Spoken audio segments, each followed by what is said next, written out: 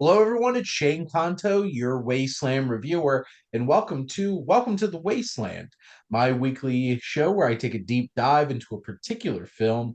And sadly, this is already the last episode of my Wes Anderson series. Well, for a couple weeks, and then I'll have my Venetian Scheme episode. But this is indeed the last one of my binge here. Take tackling Poison, one of his Roald Dahl short films. And joining me is my friend and longtime collaborator and co-host. It's Rowan Wood. Thank you so much. Of course, I just couldn't stay away. You know me, Shane. There you I'm go. always coming back. They thought I was. They pulled me back in. Just when I thought I was out, they pulled me back in. I Wow. watched the Sopranos episode. I've only seen a couple episodes of The Sopranos, but I saw that episode where they reference that 'cause it's one of the first ones before I saw The Godfather Part 3, and I had no idea that it came from a Godfather movie when I was watching Godfather 3. Sopranos. Yeah. Let Pulled me me. back in. Now we got it. Yeah, exactly. Switched into mobster mode. I put Mhm. my ring on my pinky finger. Yeah. But we're here to talk about Poison, like I said. But if you haven't tuned in the show before, we have three segments. We always do coming attractions, and it's May 16th. So we'll be taking a look at the films coming out that weekend. Then we'll get into Poison and some recommendations for you. But this weekend is all about the horror, which we have a sequel that Rowan has his eye out for. And Rowan, why did you pick Final Destination Bloodlines?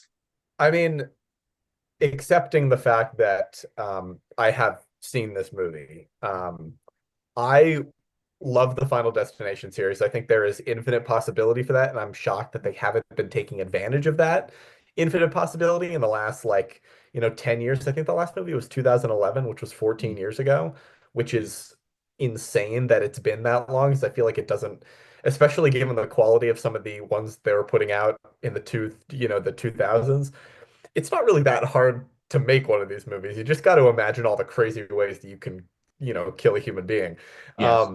And this new movie, just like the concept, which is that the curse can be passed down through generations. The subtitle is Bloodlines.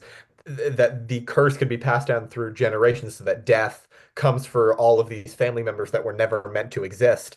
I just love that. Like, it's honestly pretty genius. Um, and yeah, I there is just so much potential for a concept like this. And I mean, based on the trailers, I won't give anything away, obviously, because this movie comes out on the day that we're on the day that this episode is releasing. But this is the goriest, I would say, like the most violent of the Final Destinations, which, Oh like, I my. know is really saying something, but it's very cartoony violence. The way that people die, it's like there was cheering in my theater when a lot of this stuff was happening, because these are the people that come to a movie like this. It's for the sickos, you know? Yep. And like, stuff happens in this movie that I never could once in a million years begin to imagine happening to someone. And I just had a big stupid smile plastered on my face the whole time. And that's the kind of energy that you should go into this movie with, because you should have a great time. And I think that that's like generally speaking, the appeal of the franchise is that, like, it's so cartoony to the point where, like, that you can just have fun with it and not think too hard about it. And you're coming to this franchise for one thing and one thing only. And this movie is delivering on it in spades. So I have yet to see a Final Destination movie. Really? That's incredibly surprising to me. Well, to be fair, like this series came out at a time where I did not watch horror movies. That's fair. Um, I'm a big baby, and in the early 2000s, like that was not my bag. And like you said, this ended in like 2011, so Right. still was not. So it's really been like the past probably 10 years of my life where I've really like dove into horror. Mhm. And this definitely wasn't one of the franchises where I was like, this is what I'm like really want to go check out. Um, Mhm. I the kind of horror that I like most is not the slashery Right. kind of gory stuff like this, but it's such an interesting year for horror with this getting another sequel. I was sitting in the theater to go see Thunderbolts and they started playing the I Know What You Did Last Summer trailer. And my wife is like, just like, is this just a Scream ripoff? And I'm like, well, I guess kind of the original was. Yeah. And now it's like all these years later, legacy sequel. And it's that nostalgia of like Halloween did it, and then Scream did it, and now we're having all these films coming back and adding some new ones. Like I feel like this is more in line with like Saw, where it was gone for a little while, and then it's like, Mhm. well, we're gonna have another one. So I'll be seeing it definitely. Like as we're recording, I'll be seeing it in like 10 days. So this will be my Mhm. first Are ever you going to Final watch Destination. the other ones? You're not going to watch the other ones beforehand. It I was guess you not going to like be you the don't really plan. have to. Yeah. Honestly, it's like I would not call like obviously they're horror movies, but they're not Yeah, scary, I think, in the like the way that people normally define horror movies. Like yeah. it's kind of like it's like a splatter type movie and it's just like fun more than, more than scary. I know I have seen Mhm. the gymnast Yeah. death before, and I think that's outside of like the crazy like log accident on the highway scene. Of course, Like, that's the most iconic, yeah, I think, I feel thing to like come out of those this these are like the franchise. two scenes that I've seen in a Final Destination movie, and I'm like, I think I got the idea. Yeah. You survived, and now you got to die. So Mhm. we'll be interested to see. Another film that I don't know anything about, but for some reason I want to see is Hurry Up Tomorrow. So all vibes, no breaks. It's just one of those kinds of films where it's just like you watch the trailer and you have no idea what it's about, but it has The Weeknd and Jenna Ortega, and it's just eerie and like artsy, and I'm just like, well, I'm gonna see this. And like it's not like I'm particularly super excited for either of these films, but like this one, I guess I don't have all the baggage of like being a fan of Final Destination to go into that one.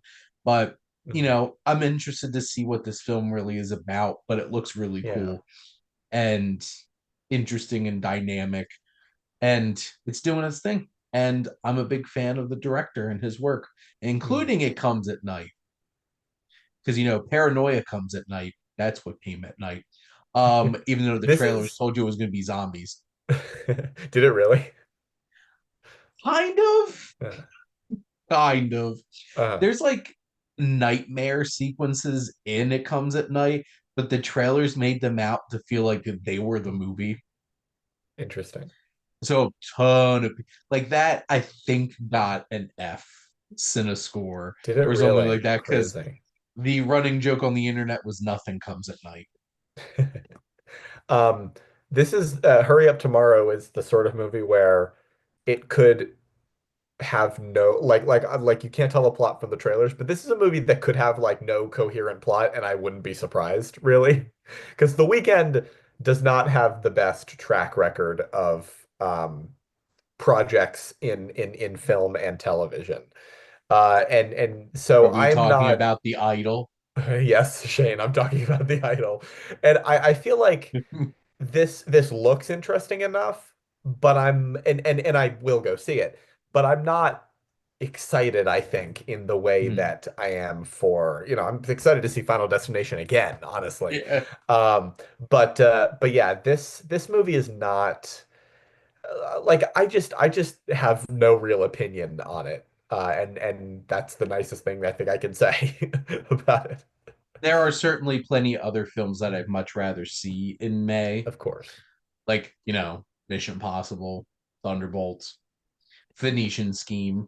But this weekend we'll be checking that out. It's no clown in a cornfield. I'm excited for that one. I'm going to be entirely honest. That one looks like it's going to be a great time. 100% know what that movie's about. Yeah, It's about a clown in a cornfield killing people. So at least we understand that one. exactly. We're on that wavelength. But let's get to our feature film, which is a short film, so it's not a feature film, and that is Poison. And this is one of Wes Anderson's Roald Dahl adaptations that I basically have the same uh background for all of these. Um, it was supposed to be a feature-length anthology film. Apparently, that's what Wes Anderson wanted. Netflix is like, nope, we're gonna release them in shorts, and then like 7 months later, release them as an anthology movie It on was like Netflix, right after he won the Oscar for Henry Sugar, they were like, and we're gonna edit them all into a movie. Just because. just because we can. They can't Yeah, take that Oscar back now. exactly. Um, yes, this is adapted from a Roald Dahl story. This debuted at the 80th Venice International Film Festival, and it was written and directed by Wes Anderson, which it's interesting because all these short films didn't have any other collaborators from like a Mhm. writing perspective and stuff like that, which no Roman Coppola for these, but he's back for I believe Phoenician Scheme. the internet tells me he did cinematography for The Swan, and that is his Yeah. only involvement in these shorts, which is a weird thing for him to do. I feel like has He's he ever basically been done? a story credit on Right, every single one of his movies for like exactly. I the mean, past 10 films. good work if you can get it. He's getting those residuals as if he needs them. Doing that Coppola, Yeah, exactly. you know? So, but this particular film we have here is about when a poisonous snake slithers onto an Englishman's stomach in India, his associate and a doctor race to save him. And this is starring Dev Patel, Benedict Cumberbatch, Ben Kingsley, and Ray Fiennes. So, Rowan, what are your general thoughts on Poison? I enjoy it. These Wes Anderson shorts I liked a decent amount. I didn't love them, especially not as much as I love a lot of his movies. But Poison especially I thought was fun and it's pretty tense and Mhm. also incredibly idiosyncratic in the way that Wes Anderson has become like in the last couple of years when he's been allowed to, and we Mhm. talked about this more on the Asteroid City episode, but when Yes. he's kind of been allowed to do what he wants in terms of, structure and formatting and composition. Like he like nobody is telling him no, which I think is good for his creative vision because he can make stuff like this. But essentially, like I haven't read the Roald Dahl story, but it seems like it is adapting it very closely. Yes. Um, including having Dev Patel like kind of be the narrator as well as a Mhm. character in the scene, which I think is a really interesting touch. But Wes Anderson also, and this goes for his features and his shorts. He knows how to use his actors, and I think Mhm. Cumberbatch, by the definition of what his character has to do, is incredibly restrained in this Yes. short. But Kingsley, I think like what and Dev Patel's always great. But Ben Kingsley, I think, really has the standout moment in this one when essentially a spotlight goes on him and he just scowls for like while Dev Patel is narrating, he scowls for maybe a good like 45 seconds and he just has such a good face. Like he is Yes. just so perfect and part of what is interesting about him is that his ethnic background is like, ambiguous enough that he can play anything really. Like I feel like Mhm. you can cast Ben Kingsley as anything and it would work, and it has. In the last like 45 years, he's just such a chameleon. And this character I think is very interesting because it's a short like and even within the context of these Anderson shorts, it's a very short. Yep. Um, and so like these characters are really kind of like sketches that you have to get to know very fast and they don't really have too many defining characteristics. And I thought that they were all defined very well and kind of the second that they were introduced, you get who they are and their demeanor, and then you watch those demeanors, interact and clash with each other. And that is, I think, the biggest appeal for this. Yeah, I like it. It's not my favorite of the shorts collection, but like it's very well done and it's signature Wes Anderson and that is I feel like what it needs to be and it does it. Yeah, because this film's only 17 minutes, and Including credits. yep, it I feel like is probably the least interesting with this storytelling Mm, that out of the four of them. right. Because I I agree. Henry Sugar is the film of the set, obviously, and really went all out with that. I think the Swan does some really interesting things instead of it in its storytelling, and Rupert Friend just goes like all in on Mm, this performance. And I'm pretty partial to the rat catcher, mhm. which I'll be talking about as well. I This is That probably one's my kind of horror adjacent. Yeah. yeah, and I'm digging it, which is why I want Wes Anderson to make a haunted house movie. Mhm. Um, it would be so quirky and fun and terrifying. But this film has a lot of tension. Oh This is yeah. a thriller. We're put on edge. You have this setup where it's this man who has this snake on him, or I guess believes that he has the snake on him. And Benedict Cumberbatch, like you mentioned, is so physically restrained. Mhm. And it's like the sweaty and like whisper.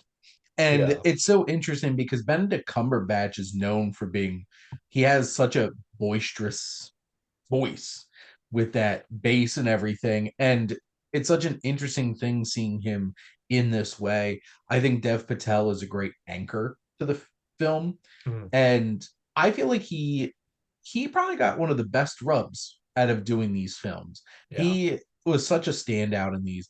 But Ben Kingsley, like you mentioned, like he has the presence. His character has an intensity about him. And where I feel like this film is able to transcend just being like a quick fire, like pot of a thriller, is the racial elements that Mhm. it injects into it towards the end. And it kind of upheaves itself and the audience into thinking about like, what was this really about? Right. And like, is this man dealing with this paranoia of being in this foreign land and thinking that everything's out to kill him? And then Mhm. the way that Benedict Cumberbatch very racistly engages Racistly. with Ben Kingsley's character towards the end is just like, oh, so like this is what this is really about. Mhm. This isn't just some this is intense, there's a snake here and we're gonna get out of it.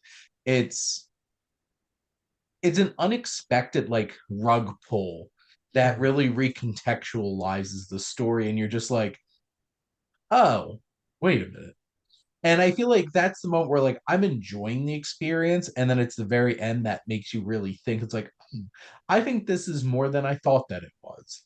Mhm. And I appreciate that about the film, but just generally, it's very minimalistic in its setup, which is different as well from the other ones because like there's so much elaborate production design in some of the other shorts, and this one's like very much like here's this like track. Right. It's like one room It's mostly. one room, and it's eerie. It's at night. It's shot really well. Uh, love a night shoot that looks like you can see everything in a Mhm. very. This is very much like a storybook kind of way because it Yeah. all is a storybook, and I really I would really appreciated the hey, I'm telling you this storytelling mechanism of these four shorts. And I think like the Henry Sugar one really dove into it. And here, Dev Patel really is guiding us through this story in an interesting way. And at the end of the day, like this is a lean, intense little flick Mhm. that has a little bit of an unexpected punch towards the end, and you could give a lot of credit to these three actors. This makes me really excited to see Benedict Cumberbatch in more Wes Anderson Mhm. films, and his interesting look in the Phoenician scheme has me very intrigued Yeah. with his like giant beard and eyebrows. Um, but definitely, like I said, this is my least favorite of these, but that doesn't mean I didn't really enjoy it a lot. Some of them transcended, like Henry Sugar is one of my five favorite Wes Anderson films. Mhm. This one, I don't think it gives enough for it to be like really outweigh like the feature films that he's done. And that's a tough order to Right. fill for a short film. And this one keeps it simple, and Wes Anderson does his Wes Anderson thing and makes the most out of it. And also, always enjoy Ray Fiennes as Roald Dahl, just popping in for a little sprinkling. Love that. Mhm. Yeah, I'm trying to see where pulling up my Wes Anderson ranked.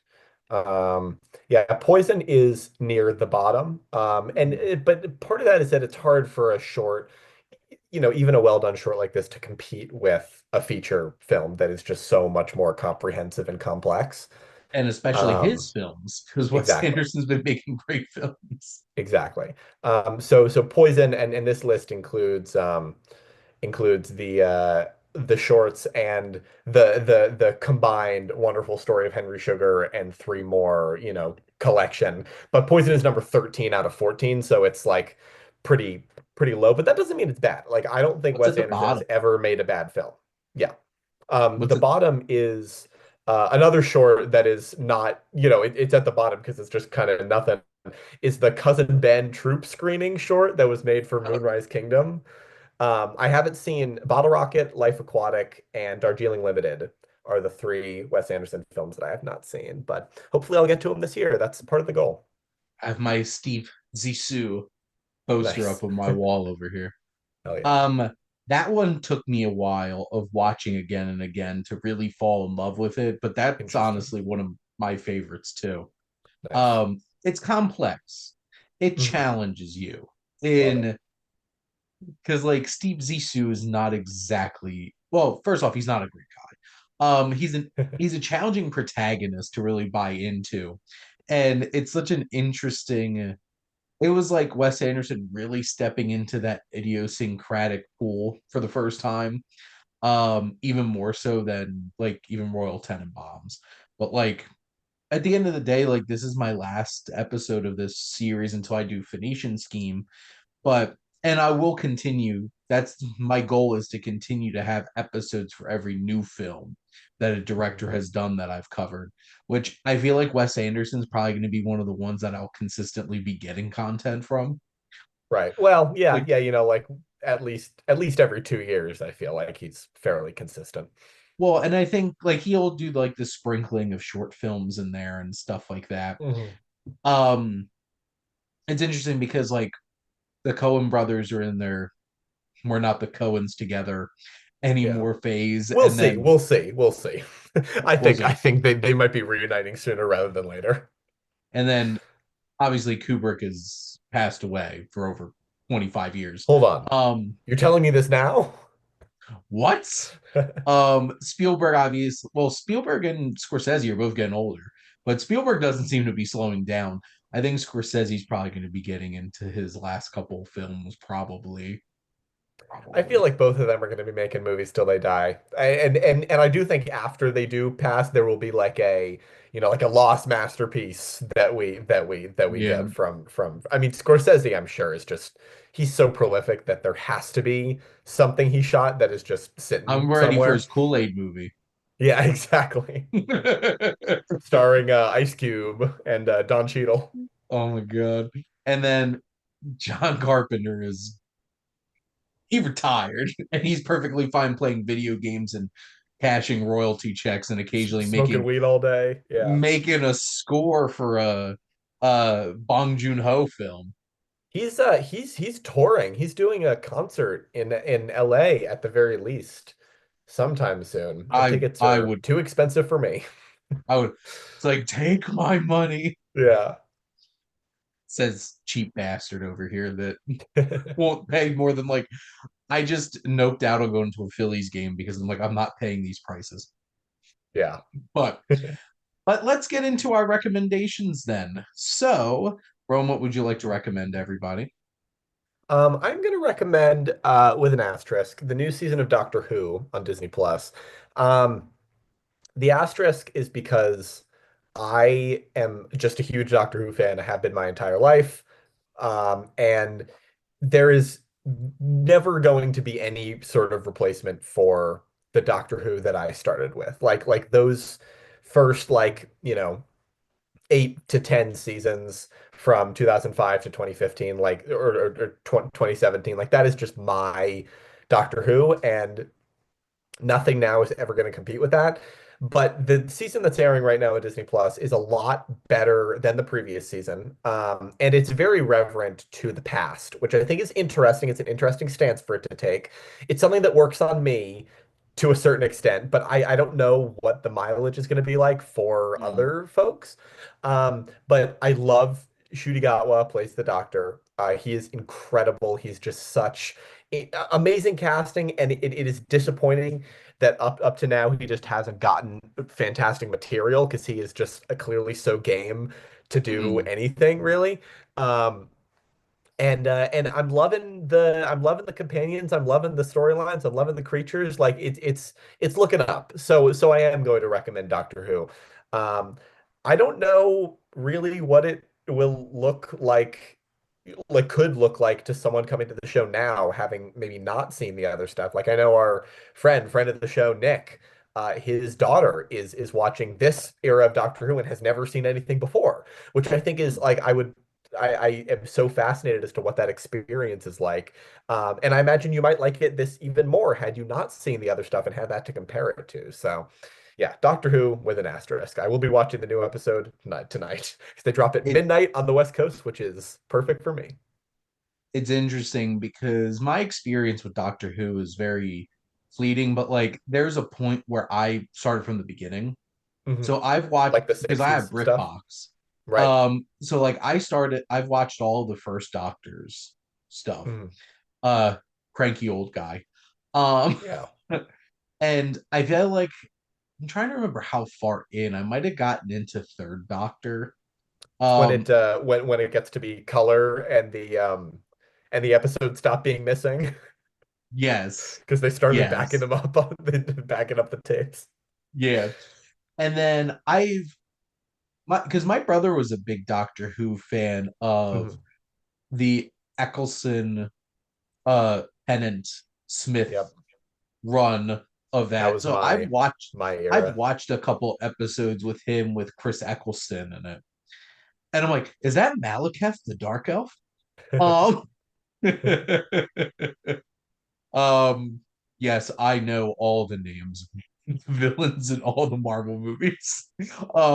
But I've watched like clips and stuff. Like obviously, I was all about that Spice Girls, Patrick Harris clip that blew up on the internet. Yeah. But like, I feel like I would love Doctor Who. It's Hmm. just the investment Yeah. into because like I don't know, like, do I want to jump into this without watching all of it beforehand? No, And definitely not. that's a tall order to fill Yeah. of going back and watching all of that. Or like, do I just start with modern Doctor Who? Because how many I think years was it in between?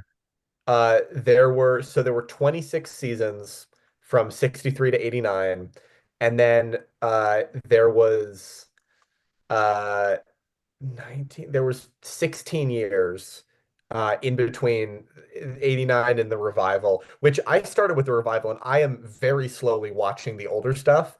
Um, and so the revival, like had all these books and visual dictionaries and stuff when I was a kid. So I know a lot about classic Doctor Who. I just haven't seen a lot of it. But the new stuff is my focal point for the show, and that's what I started with. And like the Christopher Eccleston season is like good, but it's not as amazing. And then with Tenet, it just like really takes off and just becomes Mm. just really incredible television. So that would be my recommendation is to just dive into the modern, start with Eccleston and just like move forward. Because especially, Tenet is, I mean, there's a reason they keep bringing him back. He's just so Yep. incredible, and just embodies the I was character even so excited well. about that, and I don't even Yeah, watch Doctor Who. yeah, yeah. But I have also become a humongous fan of Peter Capaldi. Oh, he is. He's my favorite. Like that was when I started watching the show week to week. I asked my made my parents get cable TV so I could watch on BBC America every week, and I've just been rewatching them with Davis, and he is just like unparalleled. He is just so funny and sweet and like mean, and it just Yeah. like everything that I love about the character, he does like the best that it could possibly be done. Well, because I fell in love with Peter Capaldi because of the thick of it, Mhm. the thick of it, and in the Yeah. loop Mhm. as Tucker. My Yeah. God. Uh I could just watch clips of him saying the most like Like mean heinous stuff to stuff. Yeah, people. Oh my God. And then obviously Paddington. of course. As as well, but His most R-rated role and then his most G-rated rated role. role.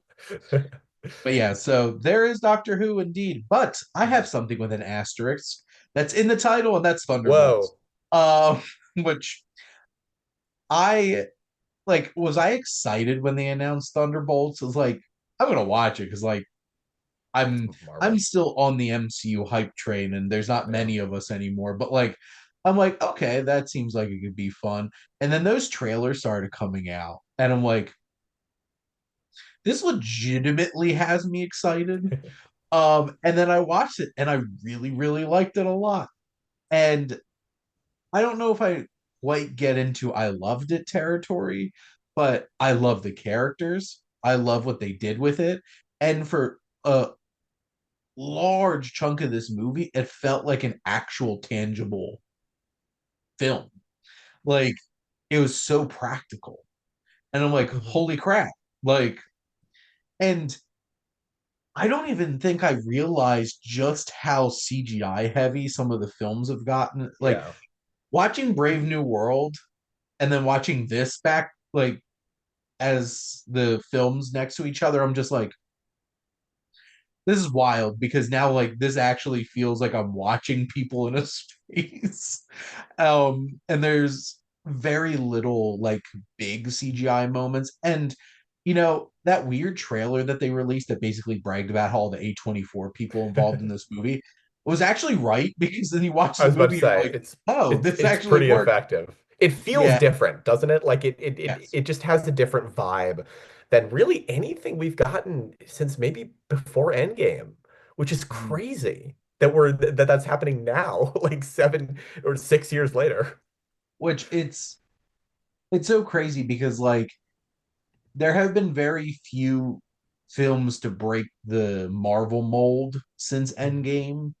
And it's basically like uh Guardians 3 feels like a James Gunn movie. Right. Whatever you think about Multiverse of Madness feels like a Sam Raimi movie. Mhm. Which I love that about it. And I'm a big fan of Multiverse of Madness. But like this felt like something different. I love the cast. The cast is incredible from top to bottom. Florence Pugh is, if you didn't realize this already, she's a megastar, an Mhm. incredible actor. David Harbour's so much fun. Julia Louise Dreyfus like steals every scene she's in because she is so dastardly in this movie. And like Wyatt Russell's great. Even like Hannah John Kamen, who Ghost doesn't get a ton of material, but like he's just charismatic and I enjoy in the film. Not gonna lie, Bucky's kind of like the least interesting one in the He's movie. like he's like the elder statesman at this point. He's left Yeah, over from the old era. They're like, yeah, I guess and he's in Congress now. yeah, Bob though, Oh, Lewis Lew- Pullman, Lewis Pullman Chef's is kiss. incredible in this movie, and like Doctor Strange, this offers a finale that does not feel like a regular Marvel movie. Mhm. And I respected it so much. And it opened such an interesting door at the end. And actually felt like we're finally progressing the MCU to where we're supposed to be going because we've been spinning wheels for like 6 years and it's finally like it's coming together now. But Right. I had a blast with this, and I look forward to watching this again for sure. I look forward to seeing these characters again because they're just a Mhm. fun bunch. One film off my watch list I want to recommend is Limelight, the Charlie Chaplin film from like 1952. Um, I'll be talking about this for the Wasteland watch list with Mike Hilty, and this is it. It doesn't feel particularly fresh today narratively because we've seen so many films like this where it's like an aging man connects with a younger woman, and like the artist did this kind of vibe as well and homage this kind of film. Like Charlie Chaplin was still fantastic in 1952. um there's even some Buster Keaton I was collab about in to this say that's film. how I know this movie is the Keaton Chaplin Yeah, team up. and it's like a 2 hour and 20-minute movie, which it did not need to be 2 hours and 20 minutes. But I think that it's that long because, like, why are musicals long? Because they cut into musical numbers. Right. This has performance numbers throughout the whole film. And I thought it was a really well done, well made film. And good for Charlie Chaplin, still releasing an interesting and impactful film like what, like 40 years into his career at this point on film. So there was definitely a film I would recommend. It's on Max because of course it is, along with so many other Criterion films. It's so funny because I've seen this cover before and I had never watched it up until this point. And then my last recommendation, which is one of my films that I rewatched yet again from my movie club, is, and it's Fantastic Mr. Fox because I've watched this twice in 2 months. Because one for this series, and Mhm. then getting to rewatch it for my movie club. This is really solidifying that I think this is one of the greatest animated movies ever made, Mhm. and it's endlessly quotable, almost to like Shrek and Shrek Two level for myself. Um, One does not simply use Shrek 2 5 straight weeks for the best ever challenge and not be obsessed with Shrek, like myself. But Fantastic Mr. Fox has great depth. It's incredibly realized, and this is the film that showed that Wes Anderson is the Roald Dahl adapter and chief, and nobody else should touch his work ever again besides Wes Anderson. Just throwing that out there. But Rowan, thank you so much for coming on and chatting Mhm. movies with me. Of course, anytime, Shane. And it's sad to see Wes Anderson be wrapped up, but there are more horizons to come, and I know we have another episode already booked together, so I'll be back on the show soon enough. Trying to pull up what I Miyaz believe did you sign up for a Miyazaki? I don't believe I'm on a Miyazaki, but I'm on a Hitchcock. Yep. Yeah. Definitely got Hitchcock lined up here somewhere. Yeah. My 60 weeks of Hitchcock. Yeah, I was about to say I didn't know if you were like announcing it yet, so I didn't want to say what the director Nope. was. We it's coming this August because um the unfortunate thing is I don't have access to like any of Miyazaki shorts because they're all literally just at the Ghibli Museum in Japan, and Mhm. they're not commercial, so they're not anywhere else. Yeah. So unless I go to Japan and go watch them all, that's not happening. So Right. um Miyazaki's gonna be done in like mid-May to mid-August. Mhm. So it'll be a pretty quick go around for sure. Jeez. But Crazy. thank all of you out there for always tuning in and supporting your Wasteland reviewer.